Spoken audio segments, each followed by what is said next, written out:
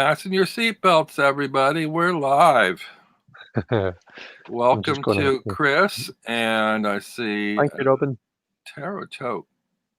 Oh, wait, That's did he Zane. change his name? Yeah, Zane was previously the Toke Witch, and now hang on. Mute. Yes, I got it before it interrupted us. I've always got the YouTube going on the other screen, but I'm not very good at muting it in time. Okay. Sorry. So right, you have my full attention now. Yeah. So Zane was previously the Toke Witch, and now he's Tarot Token Witchery. Well, welcome, Zane. How you doing, Robin? Okay. Hopefully we won't have a too zany day today.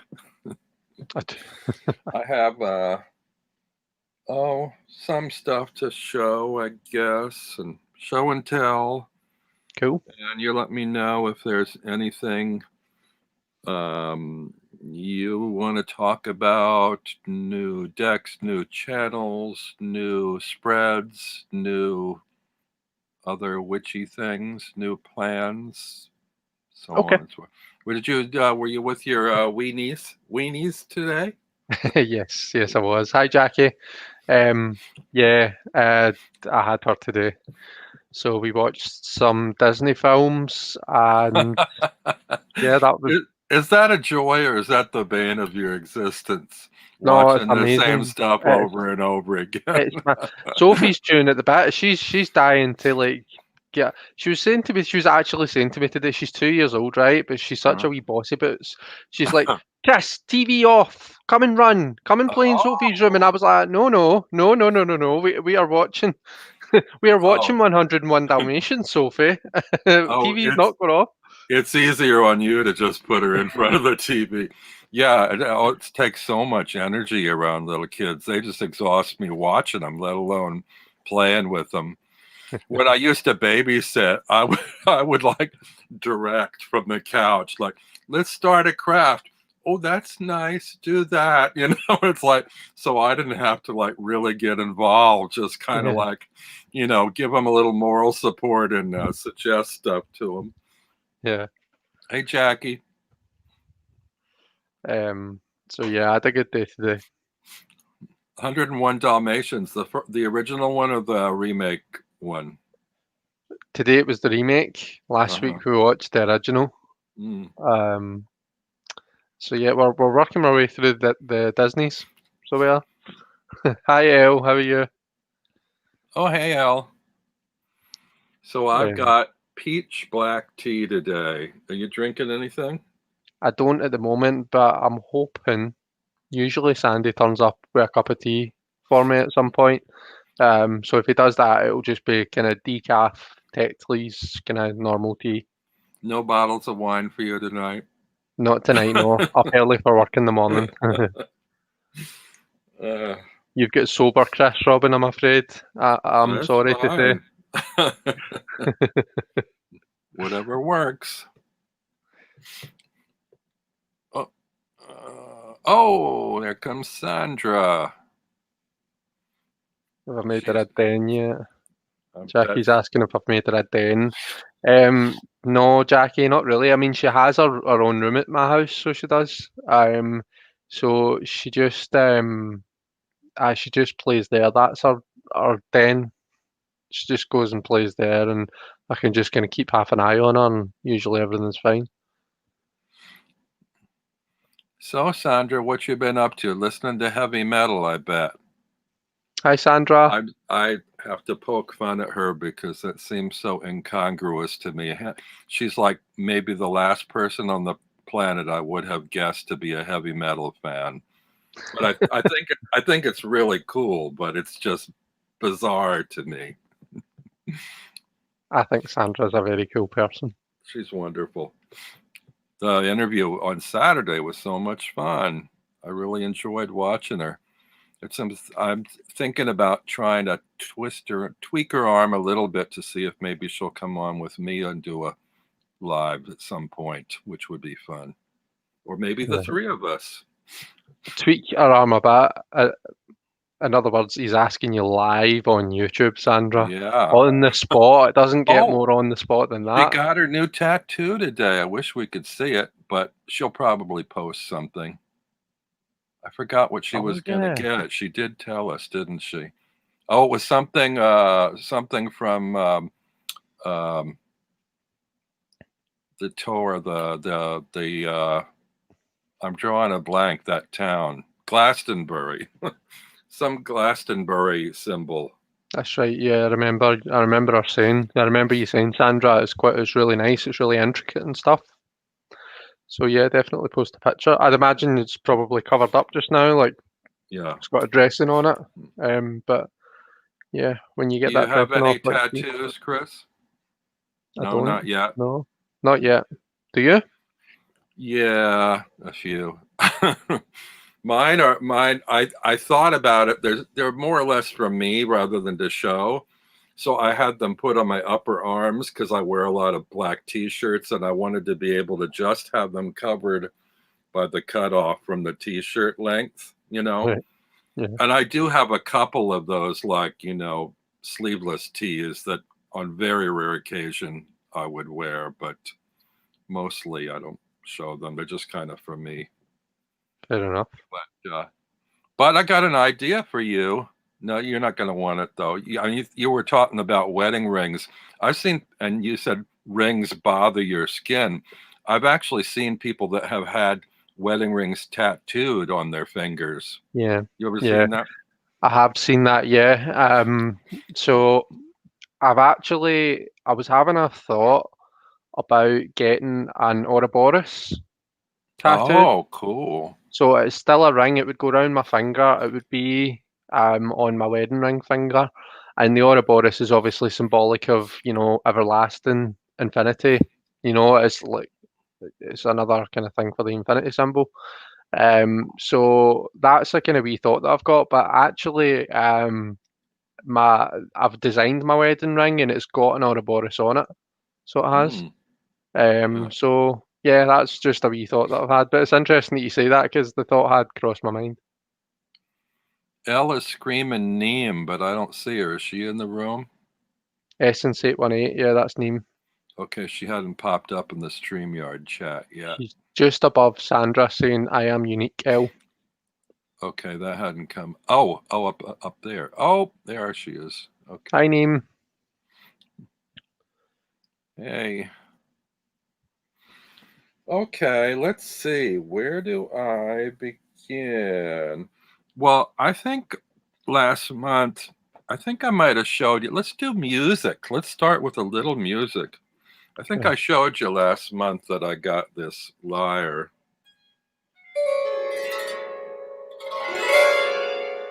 Nice. I don't know if you showed us it. I know you told us about it, but I don't think you showed us it, unless I'm mistaken. I think so, because I think you were trying to help me figure out the tuning that I had done with it. But that's all I'm going to show you. I'm not going to play a little tune on it or anything. No? Oh, come on. Then I don't know if I showed you this yet or not. It looks like a briefcase. Yeah. It's my Shruti box. Do you know what a Shruti Oh, box yeah. is? You were telling us it's kind of like the way you described it, it sounded sort of like an accordion. Well, it's got a little handle on it. Ooh, and these little holes where you have reeds in here. Yeah. And then on the back side, these are all the keys, like from the piano. And you shift these open and you move them over and they expose the holes so the air can go through the reeds. Right, okay. So like the top row would be like the black keys and the bottom one's the white keys. And Yeah. so you've got these little guards on here for the bellows. So you release those. And it pops open like so. And then you just sort of, you pump the bellows with your hand. Well, I can't really hold it and do it very well, but.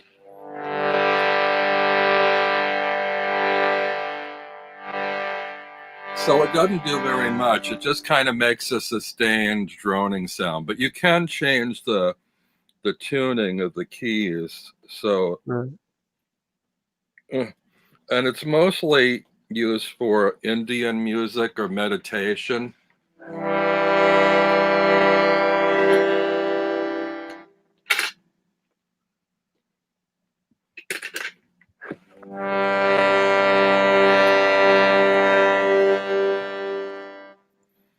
But I just use it kind of for meditation, breathing exercises, vocal improvisation, that kind of thing. Like you can sort of hum along with it and sustain an ohm or something.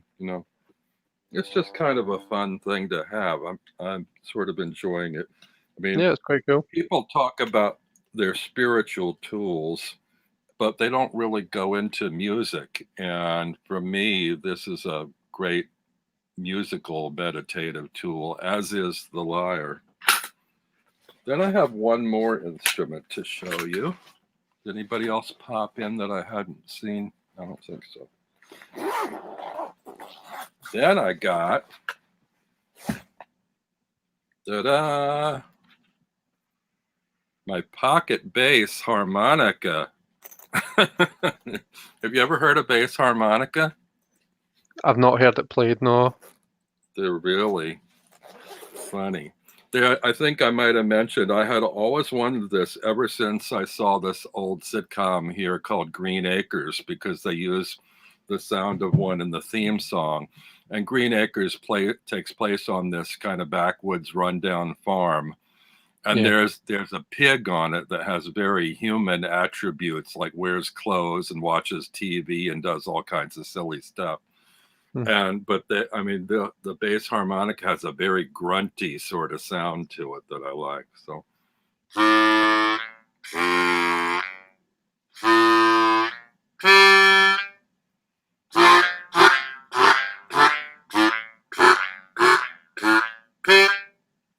there you go. That's what a bass harmonica sounds like. It sounds kind of like when I used to play, like when I was in primary school, I think I learned to play guitar for a wee bit, and I had this wee thing for tuning it, and it was just Oh like a yeah. wee, you blow through it. That kind of brings that to mind, so it does. Yeah, I'm not really clear the way the notes, I mean, the notes are labeled on the top. They're Mhm. arranged in kind of a weird way. I think they're kind of arranged in like chords or combinations of two notes. Right. Rather, I don't think you're meant to really play a melody so much as like accompany with a bass line or something. Yeah.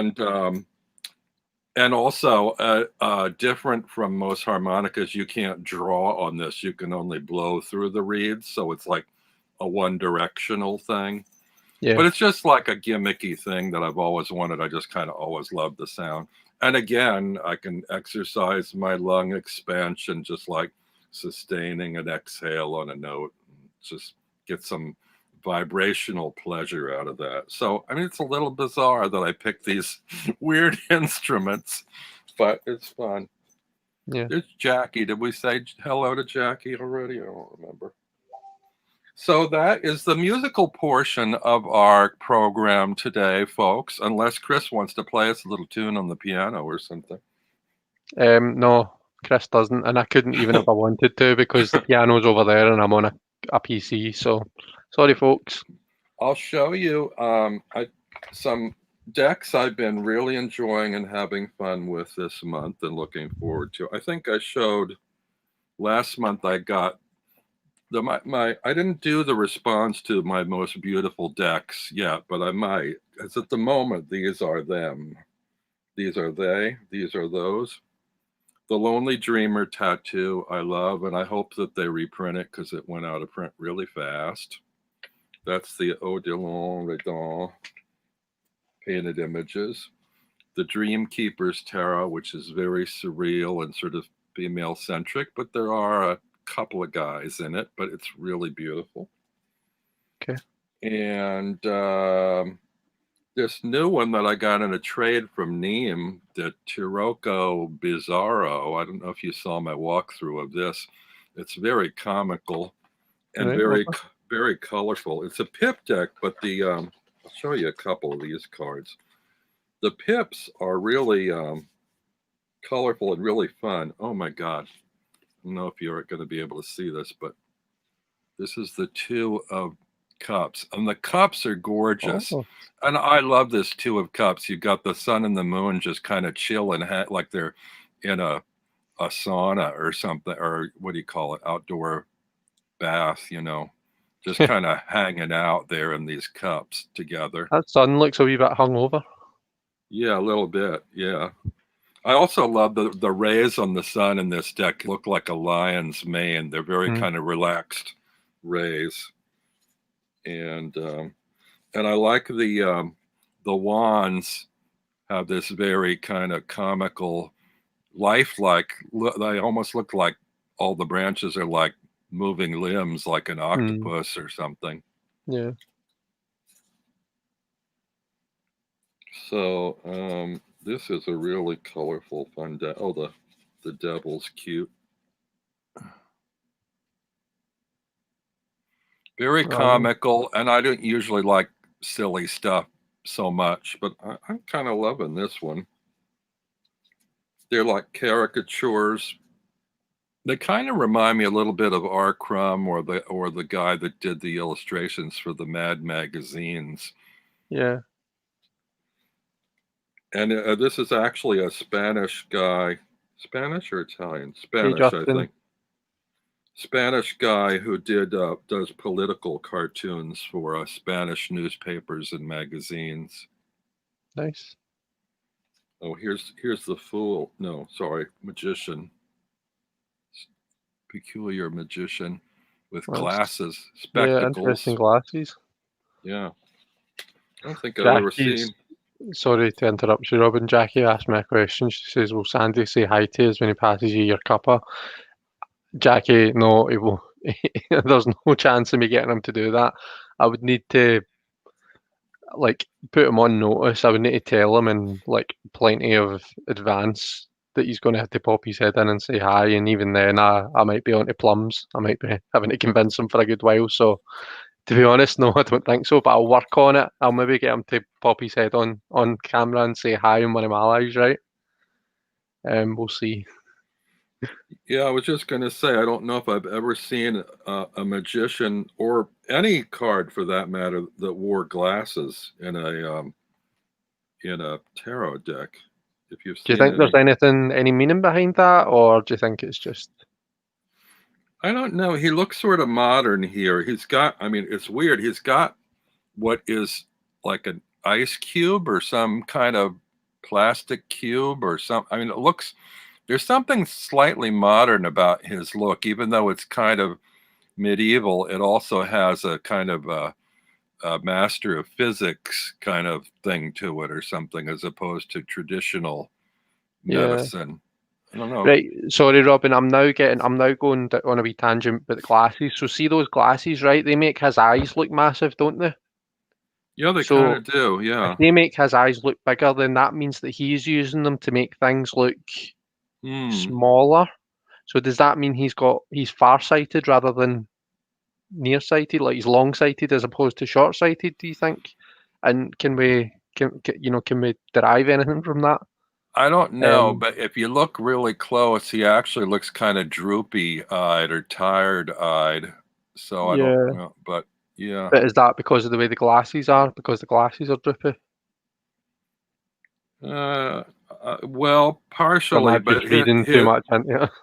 Partially, but his eyes are kind of drawn at a little down at the corners angle too. So I don't know.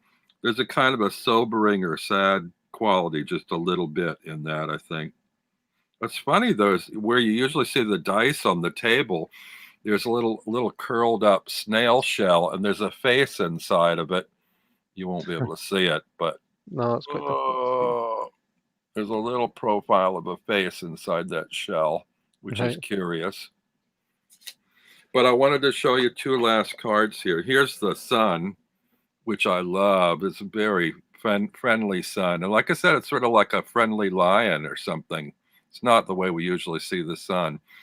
But I find this card a little disturbing because the two little children look sort of amorous, and one of them has breasts. So, I mean, I don't know what to make of that. That's not our usual depiction of the kids. Aren't the kids on the sun card usually siblings or something? I don't know what's going on there. It's just a little bizarre to me, but yeah, I know. Or the people who hate kids on sun cards will hate that card. Yeah. This is one of the most beautiful Ace of Cups I have ever seen. I don't particularly need the king and queen in the corner, but look at all those colorful flowers, and I love these sort of bulbous cups in some of the Marseille decks that have the sort of rippled effect, like they came out of a Jello mold or something. So It's yeah, interesting that the king and queen are sitting beside the ace. Is that the same characters that you see in the King of Cups and the Queen of Cups cards? that's a good question. Well, they're both raising cups, and I don't have these in order, so I have to go Oh, that's digging going to to be find awkward. them. Oh, don't worry too much about it. I was just curious.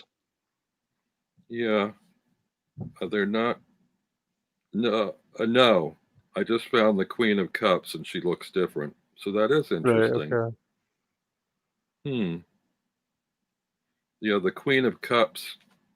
Queen of Cups has a rabbit on her lap, and she's got a hat on her head, and looks a little bemused. Yeah. And then the one on here is, I think she's more of a redhead, and she's got a little crown. So yeah, different. So anyway, I was thrilled to get this. Mendy traded me for my St. Petersburg deck, which I really hadn't been using. And I was Nice. surprised she wanted it. And I'd never heard of this one before. And I thought, oh, that looks fun. And I'm really liking that. But the deck I dug out again, since we're in October, from last year was the Trick or Tarot. I don't know if you've ever seen this one. No, show me. It's a little controversial. Hi, Naomi. Sorry. It's controversial not because of the deck, but because of the company. It's from Duck Soup, and some people have issues over that. But the cards are beautiful. The cards are, it's this black and orange thing. They're a vintage image collage deck. Well, the color and reproduction's not coming out good on my camera, but they're really, really pretty. Little assemblages of vintage, like Halloween postcards and images. And I'm not. I got them in order now to do another walkthrough now that I got a better camera, but I haven't figured out how to use that camera with the StreamYard. So you're stuck with this for now. But Yeah. Hi, Simon. Simon says, "How dare I not get a notification?" There's a nice witch there, and the Hierophant is a witch. Nice. Oh, and the lovers, cute jack-o'-lantern in the sky over the lovers. So adjustment. This is the number 8 card, which is that's justice, right? Adjustment. Adjustment will be justice. Yeah. Scales and aye. Yeah. So anyway, I think it's a pretty and fun and colorful deck, and under the right light, it's glorious. So I'm enjoying it. So I didn't get to use it too much last year, so I'm going to be using it. All of the decks I showed you, I'm going to be using quite a bit during the month of October, I think, and we're still early in, so Nice. it's not too far along. And I guess you saw, or maybe you didn't, I showed a little glance at this tarot book from Taschen. Yep. And the only last thing I have, and I was going to save this for later in the show, it's too bad we don't have taste-o-vision or smell-o-vision. But look what I got. Did I have this over there? Because I know you like white chocolate, and this is the white chocolate one. Yep. Thanks for waving that in front of a man who's on a diet, Robin.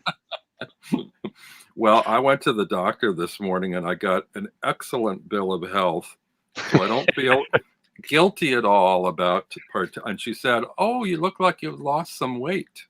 So that was nice to hear. So you had to go and naturally buy the biggest bar of chocolate you could find? Well, no, I just wanted white chocolate, and they didn't have them any smaller than this, or I would have gotten a smaller one. But and I wasn't sure if they had Toblerone over there. I think it's Swiss, which would mean you probably would, but I wasn't sure if you were familiar with it. I mean, I like regular white chocolate too, but I like Toblerone. Yeah. I won't open it now. Maybe I'll have some at the close.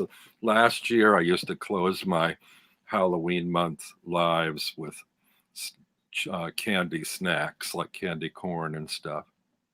That's a good A white idea. I like that. chocolate Al goes, oh my God, a white chocolate. They don't have white chocolate Toblerones in the UK? I bet they do. No, we do. We do. You can get them. Well, you can certainly get them up here. So I would imagine down El's neck of the woods, you would be able to find them.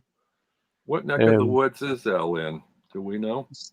I want to say London, but is that wrong? El, educate me. Simon, I don't know. See, well, you were there, Robin, on Simon's live. Simon cracked me up because he did an impression of El. Did you catch it? He was talking about when they went up to Glastonbury, and Simon was like, "Oh, you can just feel the vibrations," and he says, and El went, "Oh, I feel something." The way that he did an accent, it just made me laugh so much. I did hear that. I didn't quite catch what that was about.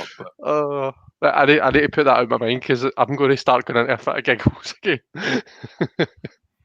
Well, now I don't know when Simon said I prefer Twin Peaks, what he's talking about, unless there's a chocolate over there called Twin Peaks that I don't know about. Good old gambling gay. What's that mean? Cambridgeshire. Oh. Okay, yeah, I have no idea what you guys are all secretly talking about behind my backs. Gambling gay is something they were talking about.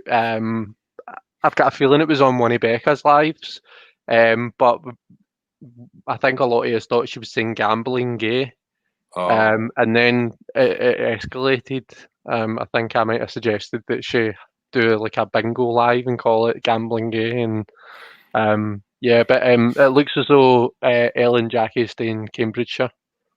Yeah, I just saw that, and I was waiting to see whether you're going to say Cambridgeshire or Cambridgeshire. I guess nobody says Cambridge or anything shire over there, right? It's all shire. Sure or sheer? No, I think I said because I think I'm like Lanarkshire. So yeah, I say shire rather than shire. And where? What's yours? Where are you again? Glasgow. Oh, Glasgow. Oh, that's easy then. You're not Gloucestershire. No, see, England and Ireland, seem like Northern Ireland. If you ask someone where they're from, they'll tell you the county. Which I would always say city. I would always go by city. Do you know what I mean? Rather than the county. But yeah, no, I don't know if that's just a Scotland thing or. Okay, Simon says Twin Peaks is like Toblerone, but better and more flavors. Okay, Simon, you got to show me one on your Saturday morning show or your Saturday afternoon show so I can see what it is. I guess I could Google it, but still it would be fun to see it. It's fun to see Simon during Halloween month to crack open a Twin Peaks candy and share that with us. Cool. Oh, and Sandra's in Buckinghamshire, and Naomi's Lancashire. We have I think we have Lancashire in Pennsylvania. Cool. So, anything on your mind today? I don't know where to. I'm all talked out with all my show and tell that I. Is that you got? Yeah. I exploded on you all like diarrhea. Just everything I got is. Oh, thanks, Robin. That's a lovely image. You couldn't have picked another analogy. No, thank you for that. Name is New Jersey, sure. New Jersey, sure. Here's a question, right? Do you have Worcestershire or Worcester sauce over there? Yeah. Right. Do you call it Worcester sauce or Worcestershire sauce? I've always called it Worcestershire sauce, right? But I don't use it. We used to have it in my parents' cabinet. You know, they used it sometimes. I don't remember. I guess they sprinkle it on meat or something. I don't even know what you do with it. It's lovely on cheese on toast. See, really? It's Robin. You need to try this. Oh, I will. So, what do you? So, if you use tell me how you make it. So, have you got like a grill on your oven? I don't, unfortunately. But Right, okay. go ahead and tell me how you would make it. I'll figure out a way. Right, okay. So if I was making it, I would use the grill, like kind of the oven grill. So you toast your bread on one side under the grill, bring it out, turn it round, and on the kind of side that's still bread, you put your kind of slices of cheese, and then you sprinkle some Worcester sauce on top, and then just stick it under um and let it do its thing. So is it And like an open face sandwich, or is it two layers, two pieces of bread? so cheese on toast for me is like an open Okay. sandwich, like an open type thing. I would call a closed one a cheese toasty. Okay. And how many slices of cheese? Just Oh, one? just to kind of cover the bread. So Oh, because just I kind was of going to ask you whether you put the Worcestershire between the two slices of cheese or on top of the cheese. on top of the cheese. Okay, that sounds good. So it makes it sort of salty, I think, probably, right? Kind of? Um, Isn't Worcestershire sort of salty?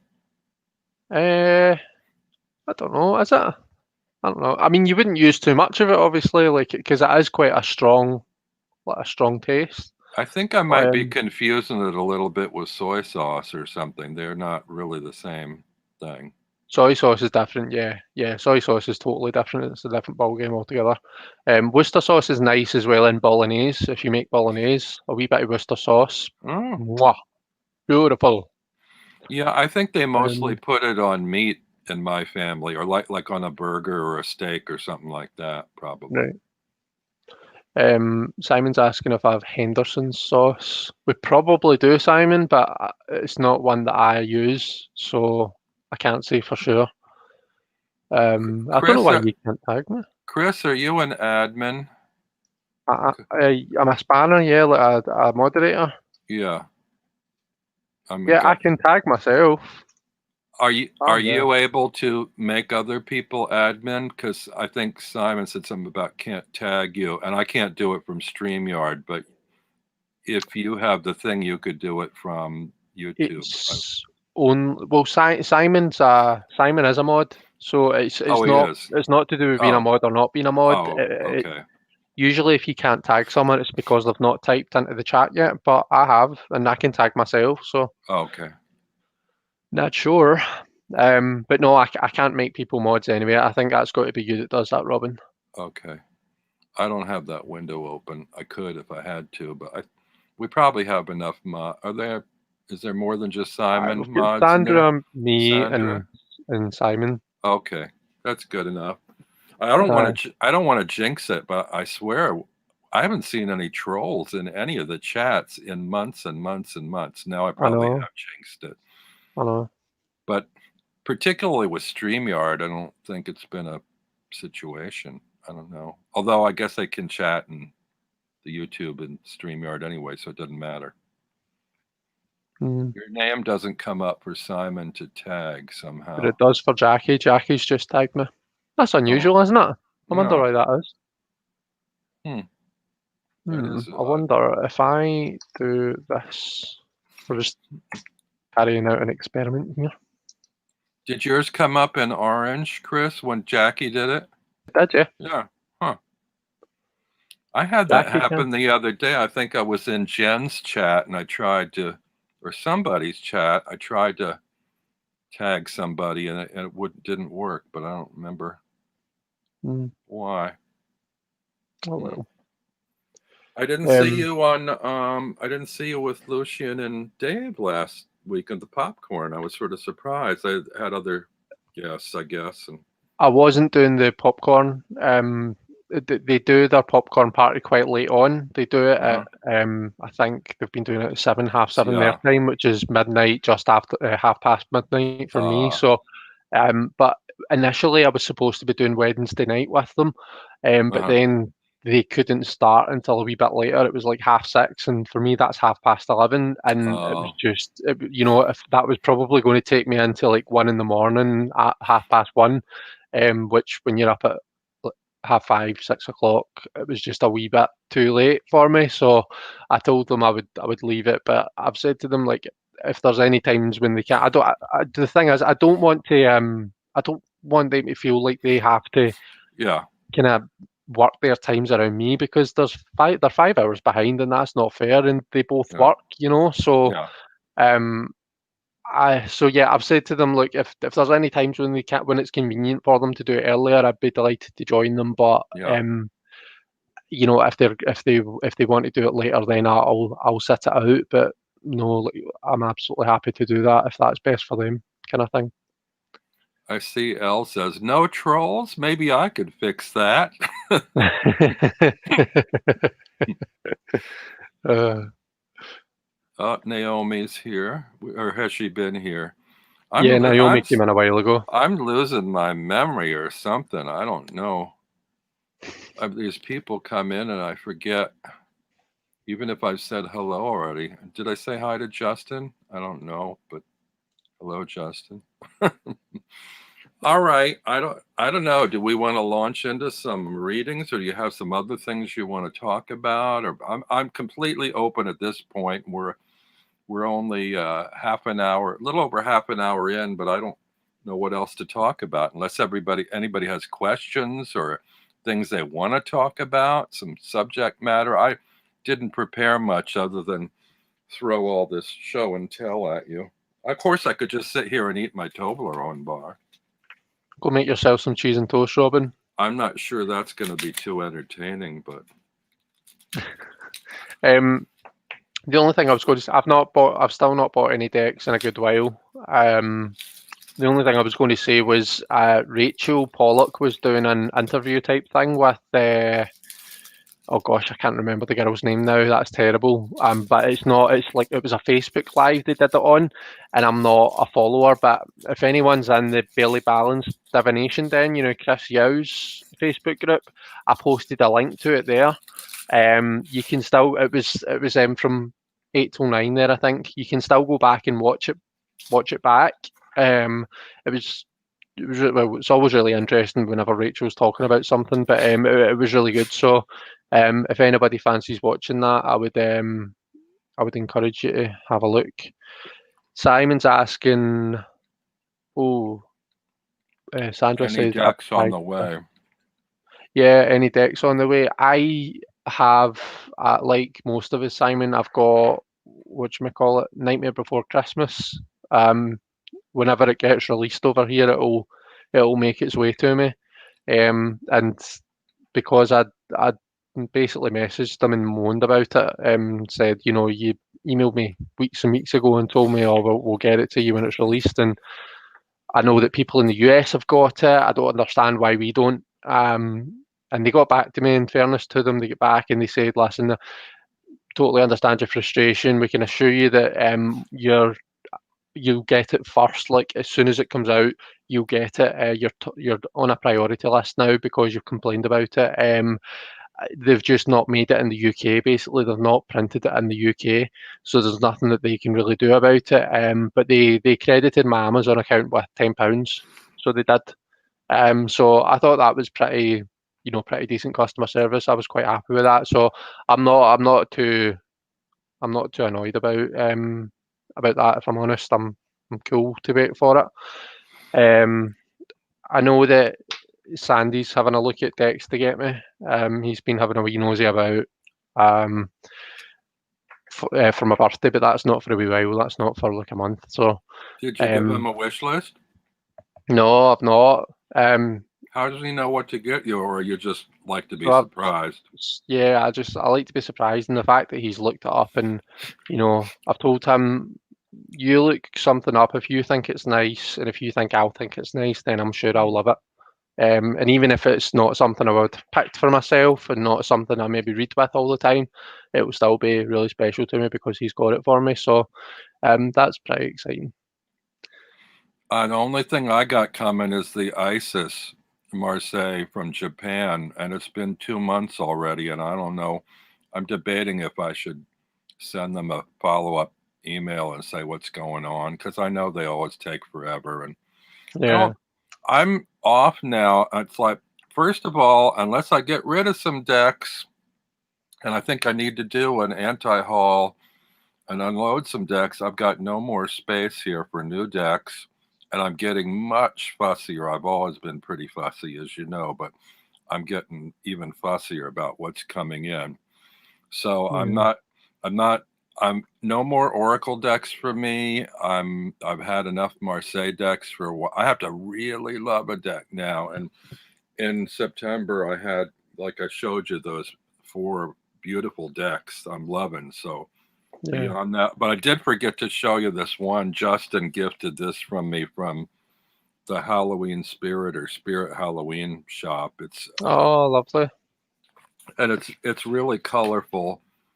It's it's I don't know how to describe it. Sort of whimsical, I guess. It's not my usual thing. I think the colors are really pretty, kind of like tea stain colors, and Yeah, that's really and nice. it doesn't credit anybody for the deck, but I believe it's the same artist that did this Samira May or Semi Rame deck or something that's on Make Playing Cards. Yeah. Anyway, I'm doing a walkthrough of it on Friday, so that's all I got left. Everything else has already arrived, and I have nothing on order, nor do I plan to unless something new comes up that I fall in love with. Nice. But Simon, you'll have to watch back the beginning because I shared like 4 new decks that are fairly new ones that I'm loving and using. But they're not news to you because you have them all already, I think. The Lonely Dreamer, the Dream Keepers, the Taroko Bizarro. Hi, Jen. And the Sorry. Trick or Treat, but you know about all those already. Hello, Jen. Does anyone want to ask a question then for us to read? I know Justin had said do some readings, so yeah, I think he's chomping at the bit for a reading. So Jackie has a question. Jackie's asking, how can I accelerate my learning of the tarot? Okay, I've got an answer to that I would just say, but I'll see what cards come up for you, Jackie. So we'll do a situation. For me, I'm going to do a situation card. I do this card and I don't do this card. All right. Oh, I don't want to shuffle these, but I do want to use them. Well, maybe I'll use one of the Bizarro.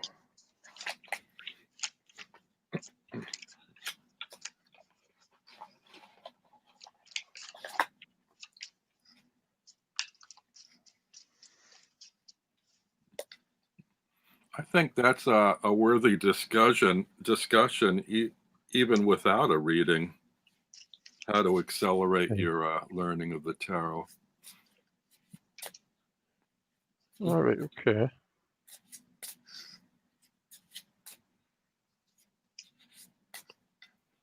Let me put you on full screen so you can go first. If I can remember how to, there we go. Oh, hi. Just having a wee look at my cards and trying to have a think about what we're saying here. So it's interesting because in the situation, Jackie, we've got the 5 of Cups. You know, the fact that comes up, and you know the fact that you're asking the question, it maybe suggests you're feeling a wee bit disheartened by it, and like, my God, I understand that. Like, I am a very impatient person, and when I'm trying to learn something and I feel as though I'm not taking it in quick enough, which for me, I expect a lot of myself. If I don't get things like that, I get really frustrated with myself, and that's what I see in that card. I see that same frustration, that same kind of fed up look. Funny because we talked about the 5 of Cups this week and tarot Playdate. The thing we've got to remember is that, you know, there's positives and there's negatives, and sometimes we can kind of get caught up in that kind of negative space. So we can kind of say, "Oh, I'm not getting this." You know, I've looked up that card 5 times now and I just don't get it. Or, you know, we can kind of get, or I just spreads just court cards just kind of perplex me. We can get caught up on the things that we find difficult. But we need to remember that at the same time, we do need to give ourselves a pat in the back for the things that we can do. Those 2 full cups that are still behind us, and it can sometimes be really difficult, if depending on the type of person you are, to tear yourself away from that self-criticism and that self-doubt, and give yourself that pat in the back, give yourself that credit. But I'm seeing that in that 5 of Cups. Now, interesting that it's the do this and the don't do this cards that I'm staring at, kind of almost feeling quite blank about them. So for the do this card, I suppose I would repeat the same message, because for me, so we've got the 5 of Pentacles for do this. And the kind of key with the 5 of Pentacles is, now we often associate that with this kind of being out in the cold, going through a period of instability, material instability, and things not going so great at the moment. But the thing I always say with this card is that there is hope there. That you can see that key for the door in the corner, so she's kind of almost shut out here. There's a door there, and you've got to assume that that door's locked, or at least in her view it's locked. But I'm rubbish at pointing at the right bit, but the key's here. There's a key sitting right there that she can quite easily look up and find it and use it to walk through that door. It's just about kind of, I guess, just about kind of lifting your head and actually seeing that. And I would kind of repeat what I said when I was talking about the 5 of Cups. Give yourself that pat in the back. For don't do this, we've got the Knight of Cups, which is an interesting one. So just a couple of things I'll say. Don't get caught up in the whole, the kind of the feelings of this. When we're in this phase that I was talking about at the start, we can be really harsh on ourselves, and that in turn can kind of take its toll. All right, so don't get caught up in that kind of emotional side that can come with, that kind of when you're too harsh on yourself and that you have that self-criticism. It can become quite an emotional process for you. So what I would say is don't. Try and be easy on yourself. I'm really just repeating myself here, and I'm becoming painfully conscious of that. The other thing about the Knight of Cups is the fire of water. So that Knight is the fire energy, and the cup is the water energy.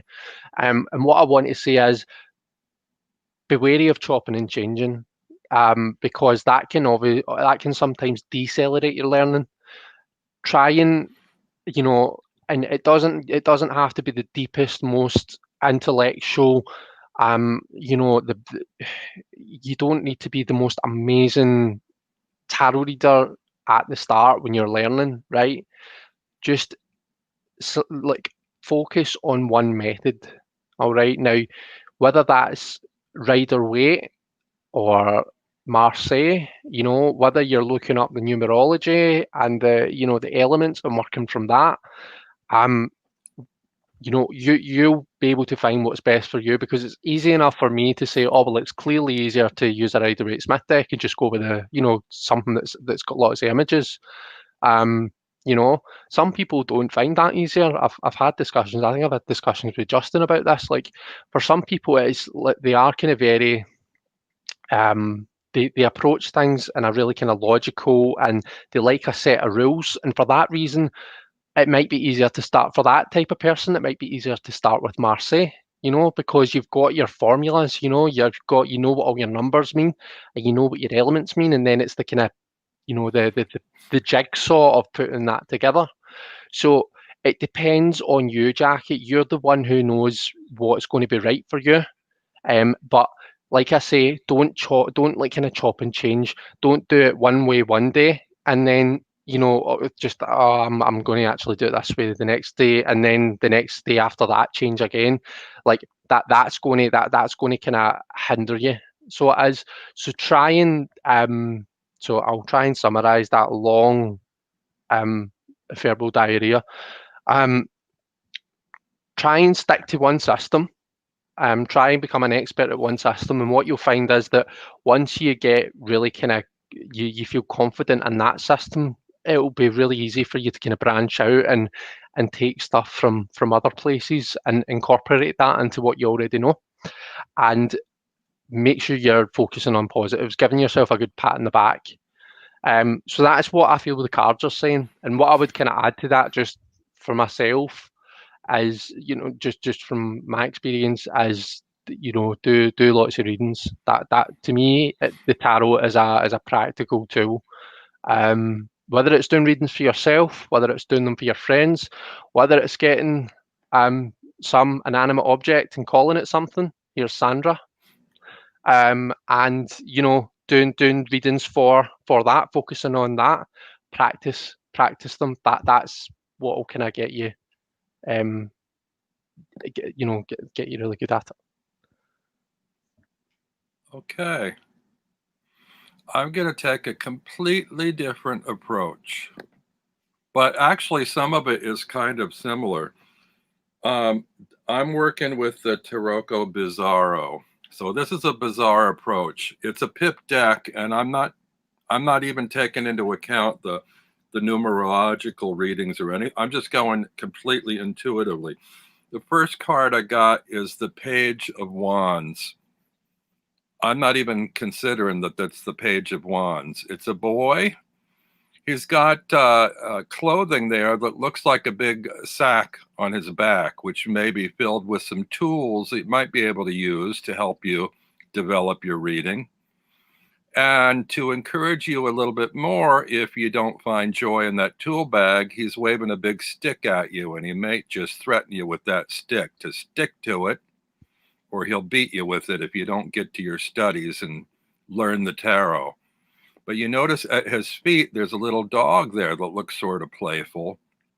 And I think that's the key to it. I think you have to remain joyous and playful in your approach. You have to really enjoy each time you sit down with your cards and not fret over it or worry about it. If you're not having fun with it, you're not going to learn it. Yeah, you can sit and study, but I think what will work better is just being exposed to the cards a lot, playing with a lot of cards, looking at a lot of cards, seeing what they say to you. For instance, here we've got the 5 of clubs, and the middle club there, I would say, whatever you do, don't lay down on the job.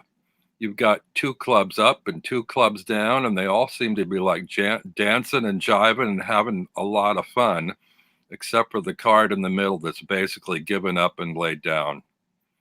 So I'd say enjoy it, have fun with it, explore it. If it's not fun anymore, then you're doing it wrong somehow.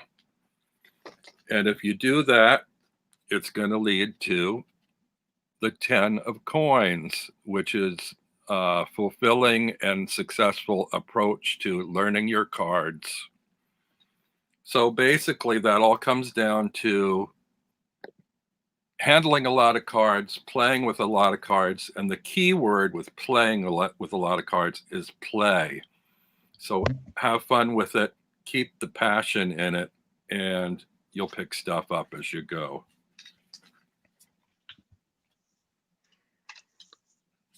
That's my 2 cents. Or my 10 cents. Does anyone else have a question that they want us to read? If so, capital letters.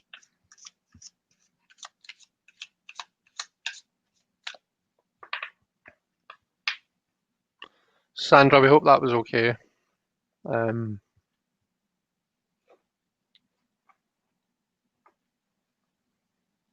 was Jackie. Simon's away to bed.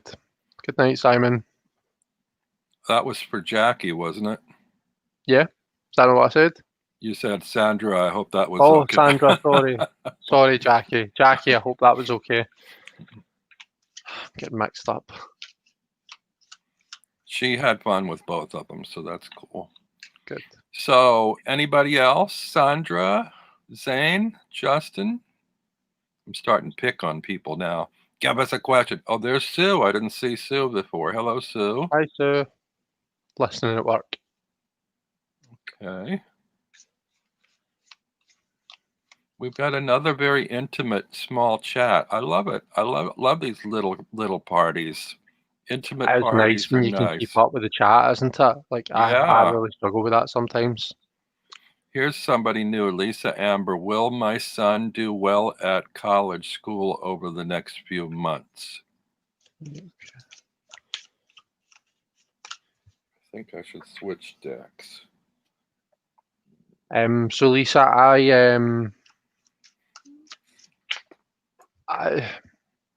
my feeling on the tarot is it's not the best for yes, no questions. However, what we'll do is I'll pull some cards to look at the general situation around your son at school, in college, and I'll see what comes up, and hopefully we'll be able to answer your question just from that. So I hope that's okay. Oh, Naomi asked a question apparently. We'll get to Naomi after this one then.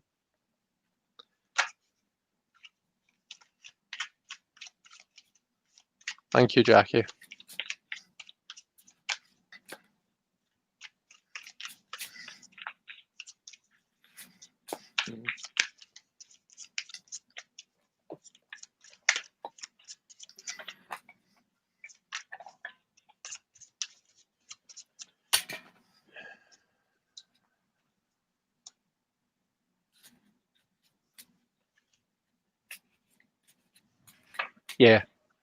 Yeah, I think you will, Lisa, because I've pulled the Eight of Wands, the Page of Wands, and the Page of Pentacles. Now, the pages, as we know, they are the learners of the suit, aren't they? They're the kind of initiates. They're the new starters. They're the ones that are kind of ready to take in all this juicy information and process it, and from there go on to produce. So the fact that we've had those two plus the Eight of Wands, which is, it's all about development. It's all about that kind of pushing yourself forward to new, not just forward, but pushing yourself to new heights, doing things that, you never thought you were going to be able to do.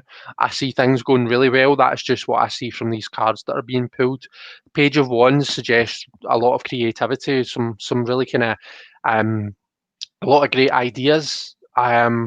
And the Page of Pentacles is, you know, the Page of Pentacles is the ideal student. When it comes to kind of learning new things, especially when it comes to like school and learning things that are going to benefit them in the future, because that's important to the Page of Pentacles. They'll take in information a lot better if they know that if there's something in it for them, if they know that it's going to benefit them at some point in the future. The Page of Swords, to a degree, can be, I don't even have Page of Swords here, but Page of Swords can be a good student as well. But the Page of Swords they thrive on knowledge, intellect, that kind of thing. So it's not always just about school with the Page of Swords. They're taking in things from all different, all different sources. They can be a bit of a gossip as well, because they like that kind of information. They like knowing that information. So, but the Page of Pentacles, they're going to be really kind of focused on the things that are going to benefit them. So I would say they're the ideal school, college, uni type student. So yeah, yes, to answer your question, absolutely yes, from what I can see here. Okay, I pulled from my new deck, and I found it a little bit disturbing. We're going to try to make the most out of it. I've got the Ten of Swords, the Tower, and the Page of Pentacles. Oh, the first two cards gave me pause, because the Ten of Swords is like defeat to me, and the Tower is shake up and catastrophic and cataclysmic. And I got to thinking about that in terms of school, and I thought, well, gee, what could that be about? And the only thing I can think about is schools around the world right now are adjusting to COVID and how they're going to go about the process of teaching. So I think it might be a rough start for the classes either being conducted or the schools managing to find a way to teach to the best advantage. But on a hopeful level, the third card is the Page of Pentacles, and that is a youth holding up a prize. So I would say that despite whatever pitfalls that may come his way in terms of the learning process involving the school and this pandemic and so forth, I think that he's got something to hold on to that he can hold up and be proud of. So I think he's going to do okay. So yeah, there may be a little bit of weathering and difficulties there, but I think in the end, he's going to do fine. So I hope that's all right. Cool. Oh, she says it's been a rough start for him. Okay, so maybe that does work with the cards I pulled. So I'm just going to see if I can see Naomi's question. Oh, here we go. How can I stop getting irritated with certain work colleagues? I had a bit of a day. Okay.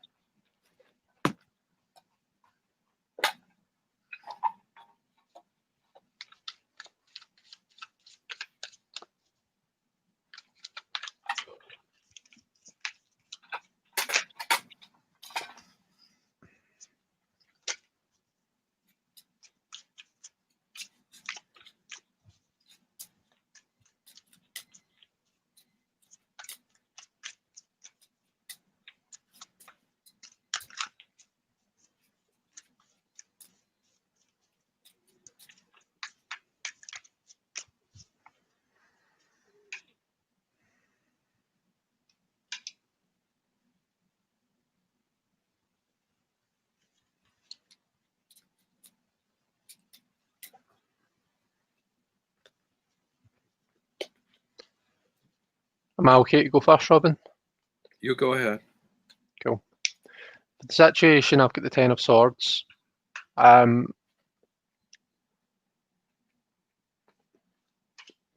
that suggests to me is that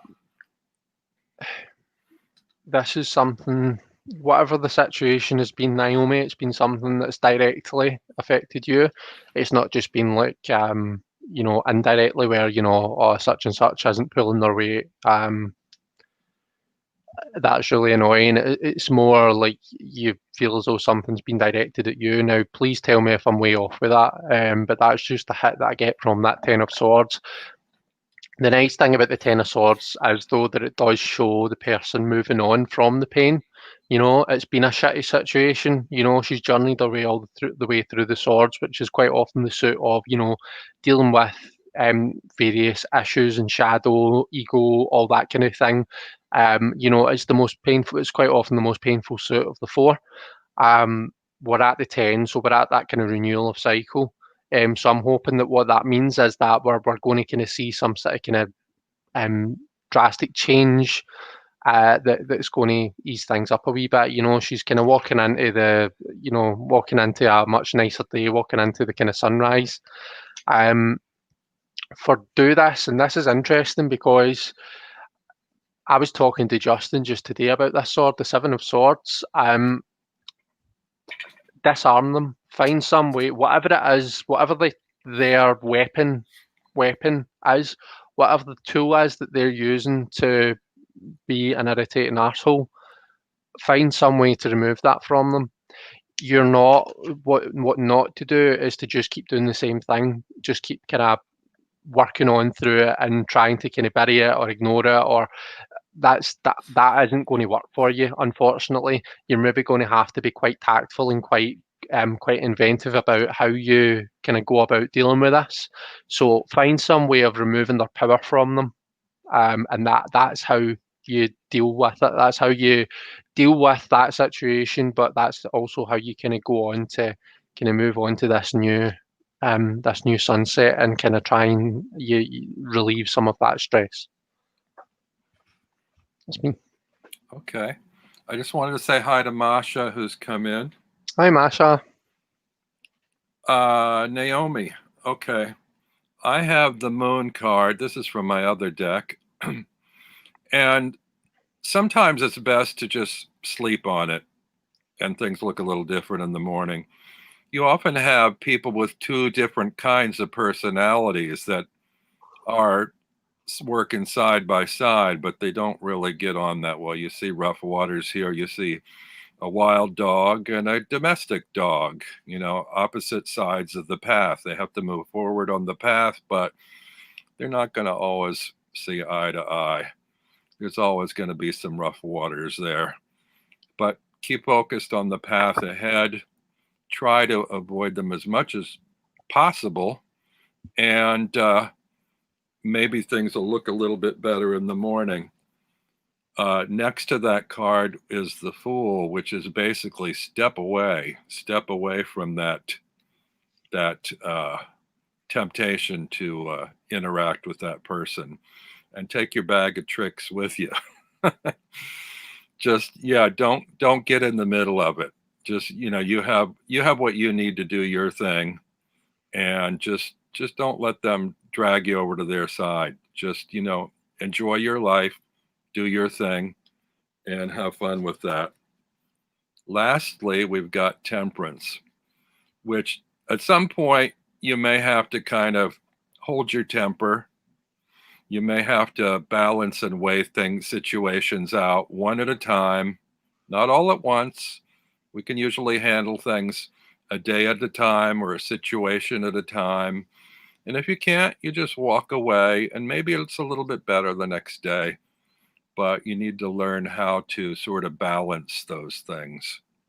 So that's where I am with that. Cool.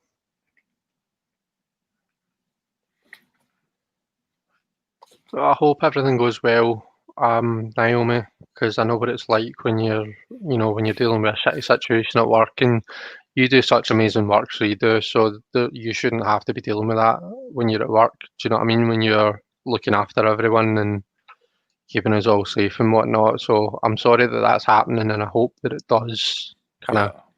I hope that it does. What am I trying to say? For goodness sake. I hope it does ease up soon. Was that everyone that had asked a question? Is there anyone that we missed?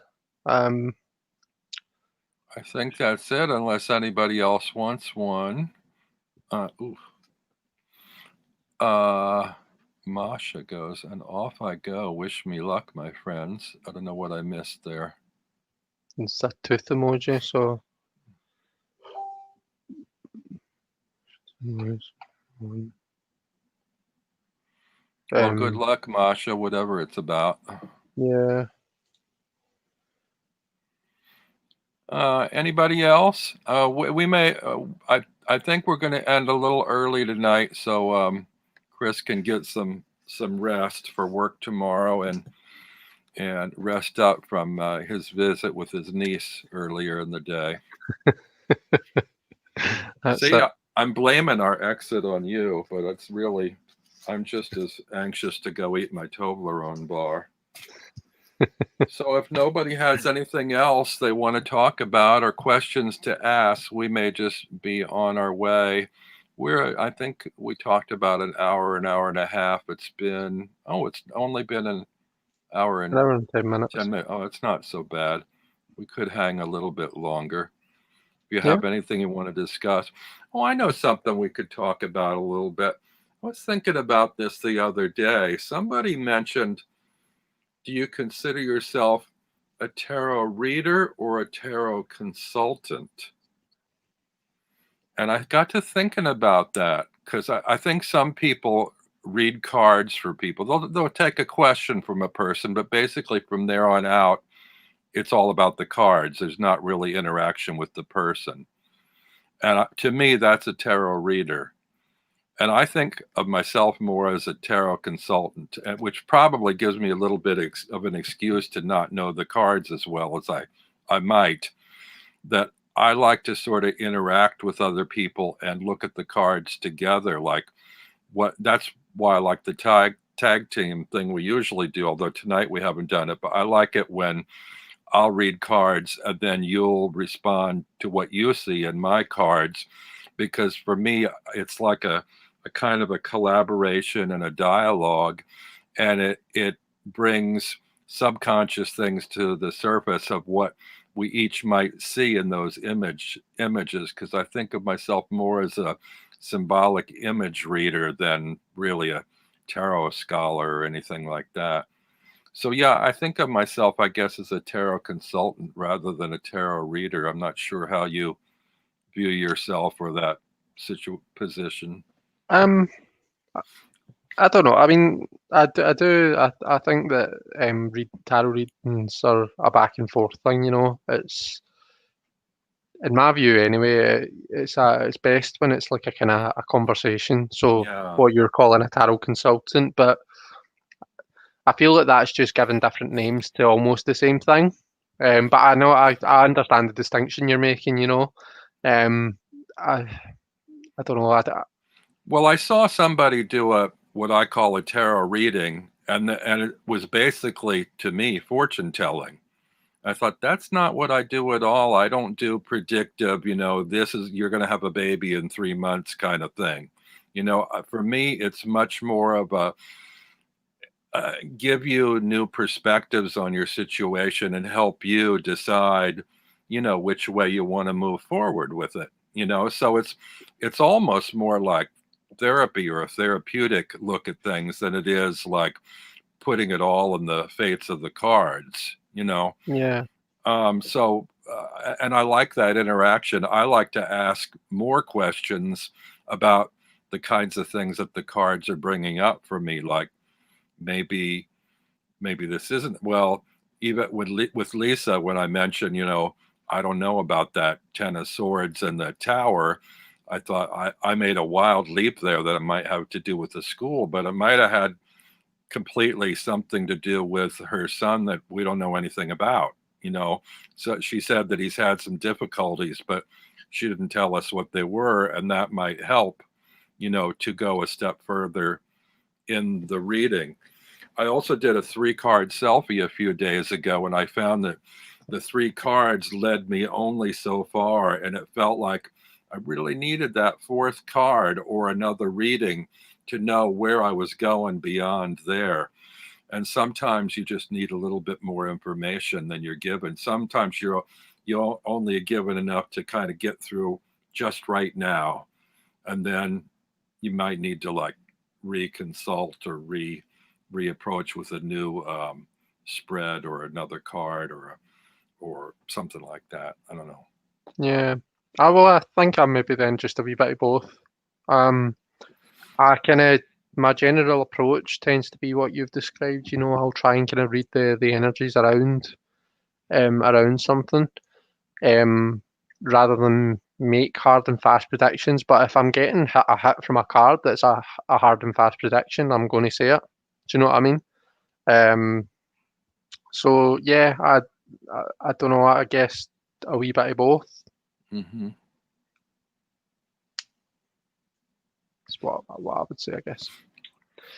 I'm seeing some funny comments in the chat from Neem. I missed a lot. Sandra's doing lives. Justin wiped out the Eve website. Robin doesn't wear a turban and read from a crystal ball. What else did I miss? Justin says, Patishi makes a great point about predictions. He said, you make predictions all the time. They should be informed. And Justin says he's a fortune teller. I'm not quite sure if he's saying that seriously or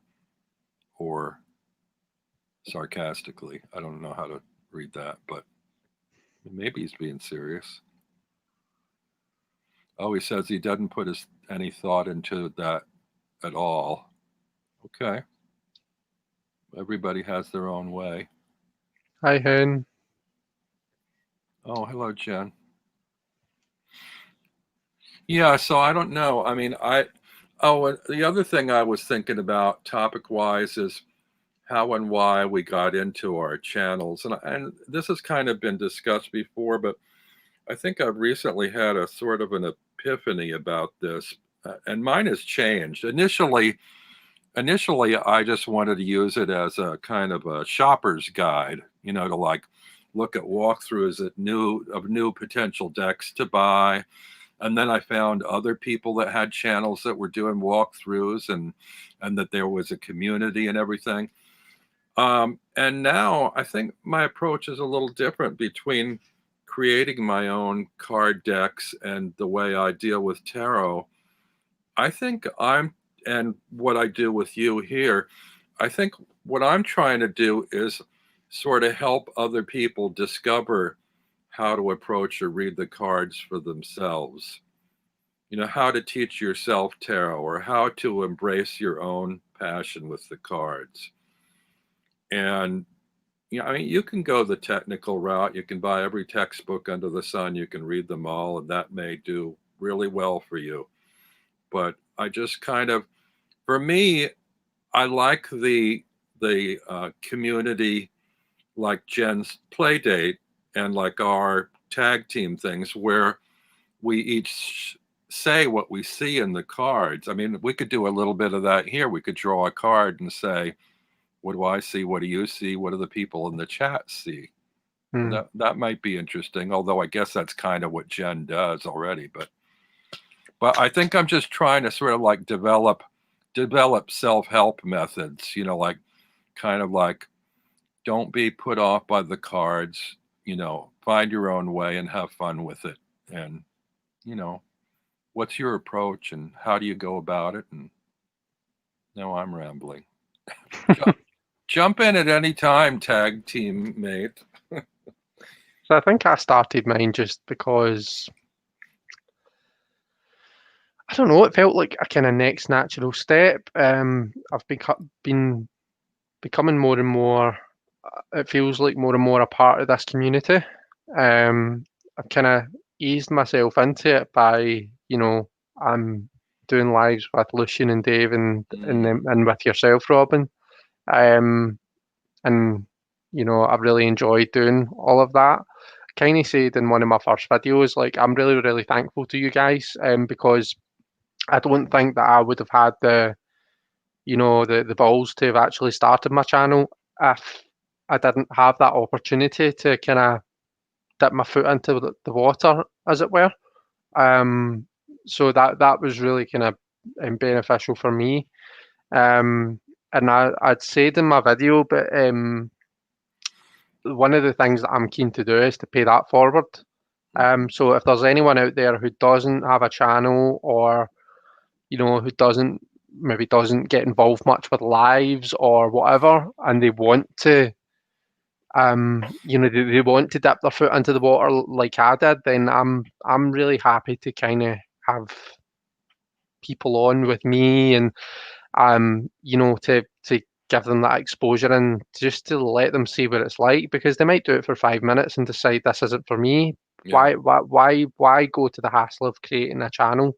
Do you know what I mean? Like nobody will do it if they have to go to all of that just to discover that actually that this isn't for me.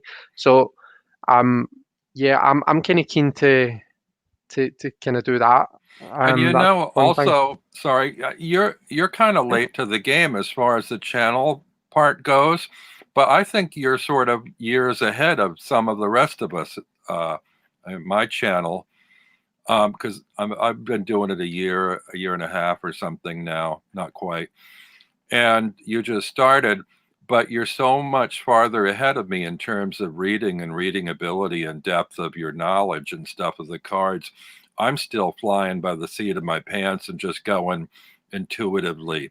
And you have all the study and knowledge under your belt, and you manage it's like you've been doing this for years. And maybe you have been doing it for years and just not ventured into the YouTube arena. But Well, I really appreciate the compliment, Robin. I think you give me more credit and you less credit than what we both deserve. But yeah, I mean, I've been reading tarot for years. I've been doing it for 20 years.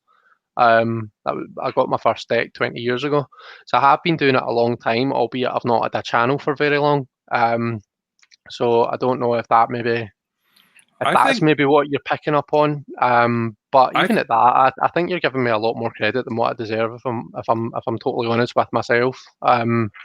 I think my approach is almost tarot sacrilege because I mean you saw that reading I did a few minutes ago. it was all about images and nothing really to do about the specifics of those cards. And that's kind of it for me. It's sort of like, what does my subconscious zoom in on or tune into in image reading or images that I see, and how they may or may not relate to the question we're considering.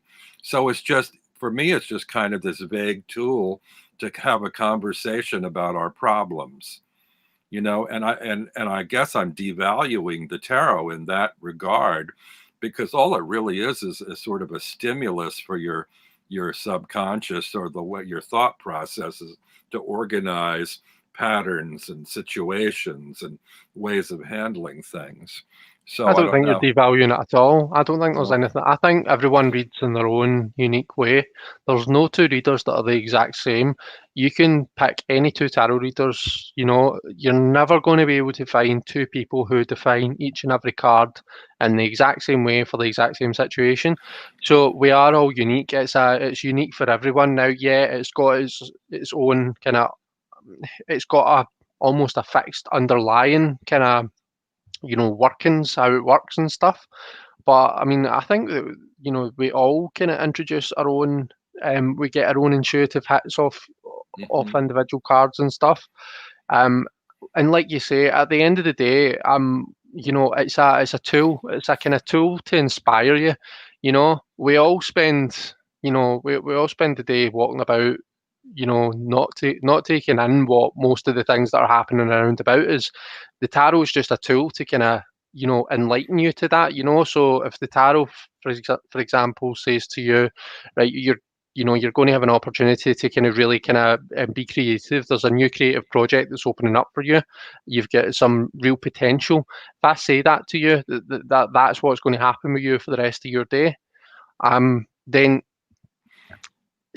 the rest of your day is, you know, it's not like the rest of your day is fixed. It's written in stone somewhere, and I've just plucked something from that stone. The rest of your day is going to go about as it would, but now you've your knowledge with you're armed with knowledge. You know what I mean? So if you know, oh, I'm going to have the chance to, you know, be creative. I'm going to have that Ace of Wands moment. You're going to be looking out for it. Do you know what I mean? And you're going to see it when it does, whereas you might have missed it before, Yeah. because we're only human. We only take in a small amount of the stuff that's going on around about us. You know, so the fact that I use that Ace of Wands as it's meant to be used there, Mhm. that's not important. You know, I think you said before, Robin, and it was Kelly at the Truth and Story that said that each and every one of these cards has something that can Yeah. is something to say about your situation. You know, That's and the most important thing I think I've ever learned, just in that one statement from Kelly. Is so important to me. But hmm. sorry, go ahead. No, no, you're fine. I I, think that was pretty much me. The point I was making was, you know, whether you read it from a book, you know, the Ace of Wands means this, you know, this is what I'm telling you, or whether you kind of get your own intuitive hit from that Ace of Wands, you know, the fact that you're telling me something, you know, that I'm going to be conscious of that something, and you know, for the rest of my day, I'm going to link that to something, you know, that well, to me, that's how it works at its and core. also, I think that's the reason that we have so many decks to choose from, and why that's so popular. I mean, if all the cards meant the same thing every time in every deck, we'd only need one deck. But Mm, the fact that different images give you different insights and different things, you could have the Ace of Wands or whatever in 50 different decks and get 50 different takes on it because of the visual depictions. And there is an undercurrent or a base thing there about an Ace of Wands, but there are elements in the art in each card that lead you in possibly different directions, and not just the cards, but different people, the way they see that card differently. I just wanted to say, you got people lining up for classes, Chris. Jackie wants you to teach her how to read.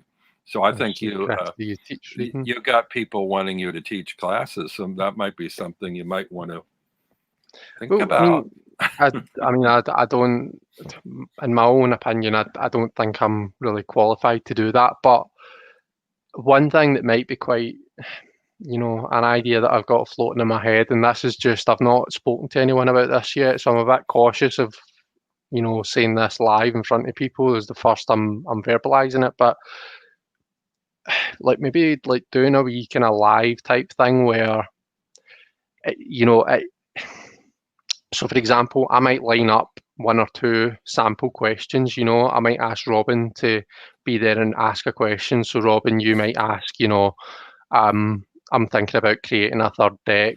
Can you tell me what advice the cards have, right? So I would do almost essentially what I would normally do for that. So I would pull my three cards, but then instead of just me giving my interpretation to you for that, we then open it up to everyone in the chat and say, right, what does everyone else see in these cards? What do you think? And basically, you're basically getting, I was going to use a really crude term there, but I don't want to use that term, but you're basically getting read for by everyone in the chat. Yeah. And I think that would be really, really interesting to see how everyone reads it differently. And that would be helpful to me too, because that's the thing I like, seeing what other people see in cards. I mean, when you've done readings, I've jumped in afterwards and said what I see in the cards that you've pulled, Yeah.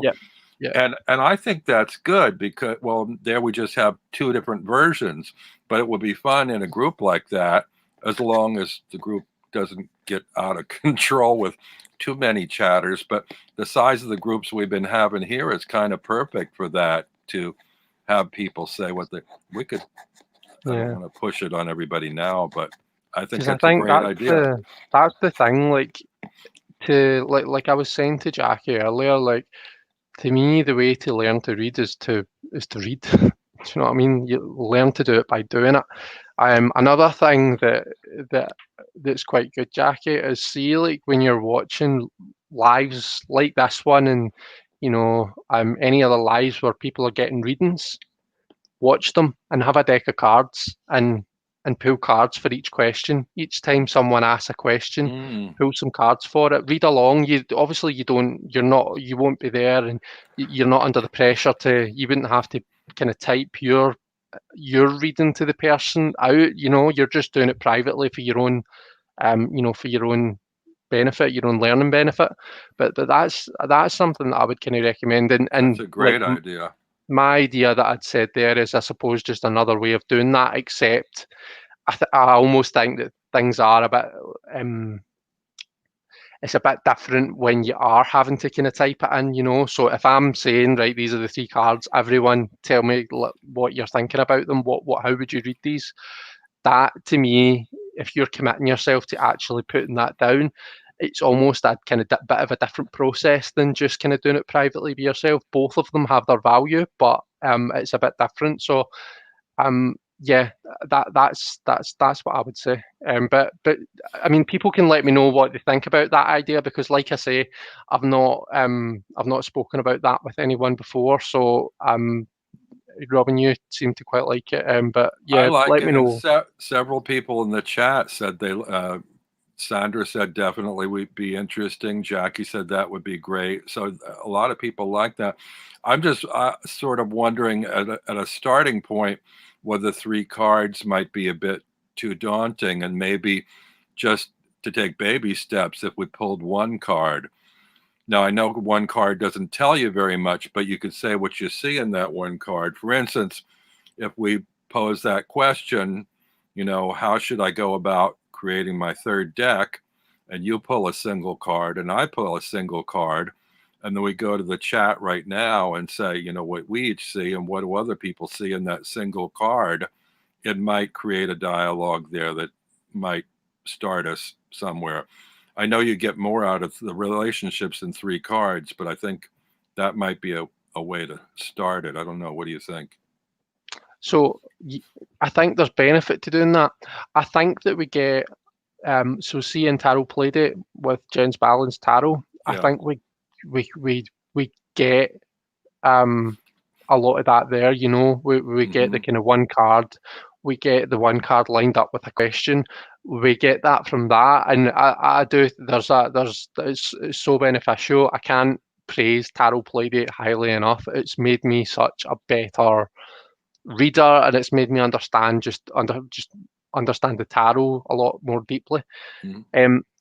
But I think when you're reading for people, one of the things that's kind of crucial to kind of train yourself to do is to, well, one, be able to put different cards together. Do you know what I mean? So Mhm. not just think about the definition of the card Yeah. and then think about the question and merge the two together, but how do these two cards merge together? You know, how do we put them together? The other thing is thinking about it in the context of a spread. So you'll know when I'm reading, I'll usually be like, right, okay, well, for that question, I think I'm going to do a situation, advice, outcome, or a situation, do this, don't do this. I find it quite beneficial to read in spreads, even if it's just a 3-card spread. So that's something that I think would be quite beneficial. So I think that there's benefit to both. I think if I was going to do it, I would maybe be like 2 or 3 cards probably. Well, this is this brings up another topic that I was thinking about in terms of intent and forget the other word I was thinking of, purpose and intent or something. Because a lot of people or most people in the tarot community are gearing up to read for other people. And I see that particularly in their desire for diverse decks and, you know, decks that will appeal to a lot of different types of people. Mm. I'm not that person. I don't read for other people really, other than here. I read for me. So I don't need all that stuff, and I don't need this. I don't have the same reasons for reading as other people. But it makes me wonder by asking you, since you do read for other people, do you feel reading for, or do you approach reading for other people differently than you might reading for yourself? Um, yeah, I find it a lot easier to read for other people than I do for myself, just because Mhm. I think it's best when you're objective. It is quite difficult to be objective when you're reading for yourself. Wow. Um, so yeah, I would I've say heard it's that before, and I don't think, I mean, I don't, it isn't for me. I don't know whether I'm an oddball in that regard or not. you mean I it's look at, you think it's quite easy to be objective when you're reading for yourself? I look outside of the cards and and at first I see what do the cards say to me, and sometimes I think, well, that doesn't make any sense, or I don't see that, and then I think about it and I think, oh, that's where that is. That's, you know, I Mm. don't like to look at that, or I don't want to look at that. That's where that comes in, and that's how I see it. Um, so Naomi says, "Do you read for others? You did it tonight." No, I've read maybe twice for close friends, and it was early on. I didn't hardly, it was pretty much the same as what I do here. It's like, it's more like, you know, these cards may be suggesting this, or this may be some advice you might want to think about or something. It's not hard and fast or anything. And sometimes it'll be somebody in a situation, and I don't always know who it is. It might be the person I'm reading for, or it might be the situation relates to somebody completely else in relation to them. So I don't know what the action taking place, you know, is it about, you know, you're doing this, or it's somebody doing this to you? You know, so that's where I often need to ask questions or say, you know, balance it out by saying, okay, I don't know if this is talking about you or the other person, but this is what's going on, you know, and then you could say, oh, yeah, I can see that. That's what's happening to me. Or, yeah, so and so is, you know, being an asshole to me or whatever, you know, and now I'm rambling again. I'm getting That's all lost. right. It wouldn't I tell you, be the same if we didn't get some no, Robin Rambles in there. sometimes my train just jumps the tracks and heads down into a gulch somewhere. You know, I don't know. My train of thought just like derails. That's all right. But I don't, Are we wanting to look at calling it a night, Robin? yeah, okay, yeah, it's about time now. So maybe you usually like to pull a single card, but I don't know if that's something you want to do. Yeah, let's go for it. Um, So what are we on? We're on Monday. So card for everyone for the week. Let's see. Let's hope it's a good one. I could do me a good week this week. Right, so what's our week looking like? Oh, look at the sun, guys. Amazing. Oh. So get your happy pants on, everyone. It's going to be an amazing week. That sun energy. So the sun is great. It's just such a kind of feel good type card, isn't it? It's just that kind of like happy times. You've come through the moon. You've come through the kind of the moon can sometimes be quite a difficult process to go through. It can be quite a difficult place to be, depending on the type of person you are. And you're coming into this kind of sun energy, so it's a really kind of active energy, really kind of interacting with the world around about us.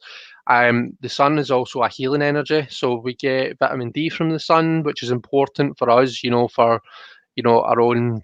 I think it works with brain function and stuff, but also it just kind of helps us heal, like both mentally and physically. So a week of healing, a week of happiness. Let's go for it. Let's have that sun week, everyone. Yeah, I wasn't going to pull a card, but I did, and I got the Fool. So, I mean, that goes right in keeping, I think, with the sun, which is basically have yourselves a little adventure in the sun this week and enjoy yourself. Have fun. Step out, and just, check things out. Do Yeah, something. Have fun. Enjoy the sun. sounds good. Zane says he pulled a card from his Oracle deck and he got the student. He said, "Wink, wink, Chris." Hint, hint. It wasn't missed on me, Shane. I just he'd said the Academy of Elemental Christomancy. So I'm constantly renaming all his Zane's stuff. I've renamed his Oracle to the Zoracle, and I've also I kind of playfully call his channel Tarot Token Zanery. So I think that's him just getting me back there. But yeah, aye. Sounds like we've all got a good week ahead. Nothing negative there. The Fool, the Sun, and the Student. So let's all go and learn. All right, folks. We'll see you all again in 2 weeks. We're doing first and third Mondays fairly regularly now, as long as Chris can stand me. But we'll see what happens. Next week will be about a week before Halloween, I think. So maybe we'll have a few things we can present or think about leading up to that. Actually, I'm starting to evolve a little bit. I've been thinking, I've always been kind of adverse to spreads, and I'm all of a sudden starting to think more about using spreads. And I don't want to get into anything too complex, but I'm a little bit curious about I've just had an idea, and I'm finding sorry to interrupt you, yeah, but I go need ahead. to say this before I forget, Robin. We should, during one of these, we should make up a spread to go with your new deck, to go with the Eyes Wide Tarot. Okay. We should make up an Eyes Wide spread. We should construct one. We should make one. How does that sound? I think I quite like the sound of doing that. I'm open to it, but I think I might need you to take the lead on that. I don't quite know where to begin with it, but it's an interesting idea. Yeah, well, Yeah, we'll talk some more. we've got a long time to think about it. It doesn't Yeah. have to be next time, especially if that's going to be the Halloween.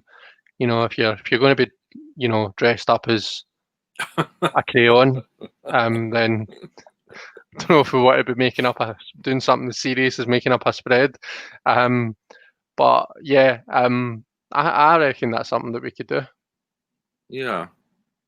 And I probably need to put feelers out there to people to suggest for me books or channels or websites for me to check out some possible spreads. The tricky part about using spreads and things like this, it works on your channel, Chris, because you have the other webcam. But in here, it's really hard to lay out a spread unless we've got an overhead camera or something to look at the spread. So I don't know. Well, Maybe I can you always. could do it. Well, I was going to say, like, I can there's nothing to stop me bringing in my other camera during this live. Like if Okay. I had it set up, I could sign in on it, and you would be able to bring it into the feed. Do you know what I mean? And we would just have a third camera. So and you could just kind of talk me Okay. through what we're doing, and I can lay the Uh, cards on the table as you're wanting them, kind of thing. If that Yeah. would work for you.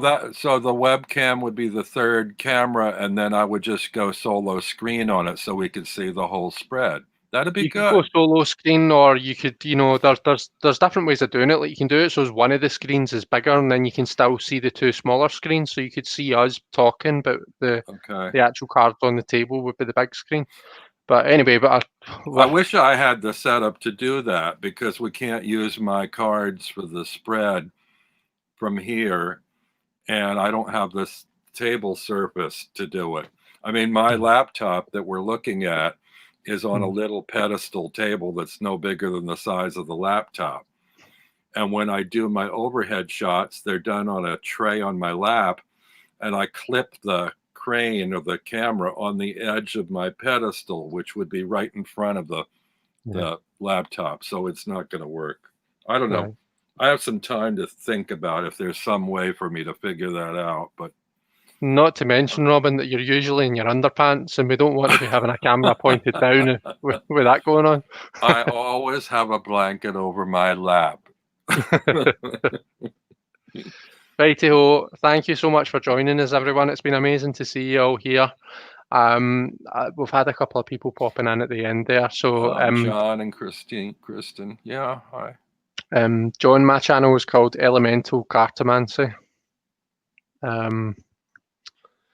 Yeah, so search me on YouTube. I think I'm the only channel on YouTube called Elemental Cartomancy. So if you have a look, I'm sure you'll find me. Kristen, hi Kristen. Yeah, sorry you've just come in at the end, guys. But thanks for popping in anyway. It was lovely to see you. Okie doke. We'll see you again in 2 weeks. Take care, everybody, and have a great October. It won't be over when we see you next, but we'll have more to talk about at that time, and maybe some new decks somewhere. I don't know. Okay. Bye, everybody. Bye, Thanks, guys. Chris.